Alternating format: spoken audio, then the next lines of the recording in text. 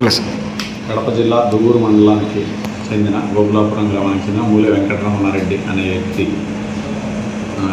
గతంలో ప్రొద్దుటూరులో టీచర్గా పనిచేసి ప్రస్తుతం కడపలో పనిచేస్తున్న శోభారాణి అనే మహిళ తనకి పరిచయమై అతన్ని రైస్ పుల్లింగ్ వ్యాపారం అనే పేరుతో ఇరిడియం అనే లోహం తీసుకోవడం వల్ల మంచి లాభాలు గడించవచ్చు అని చెప్పేసి బెంగళూరుకి చెందిన తన బంధువైన అపర్ణ ద్వారా అతన్ని రైస్ పుల్లింగ్ వ్యాపారంలో పెట్టుబడి పెట్టాలని చెప్పి నమ్మించి పలు దఫాలుగా సుమారు 1,37,00,000 రూపాయలు అతని దగ్గర నుంచి వసూలు చేసి దాన్ని మళ్ళీ తిరిగి ఇవ్వమని అడిగినప్పుడు తను బెదిరించి కొంత మొత్తం వసూలు చేసుకోవడం జరిగింది. అదేవిధంగా వీళ్ళు ఎప్పుడైనా డబ్బులు అడిగితే ఆ విషయంగా అతన్ని బెదిరిస్తూ అతన్ని చంపుతామని కూడా బెదిరించడం జరిగింది.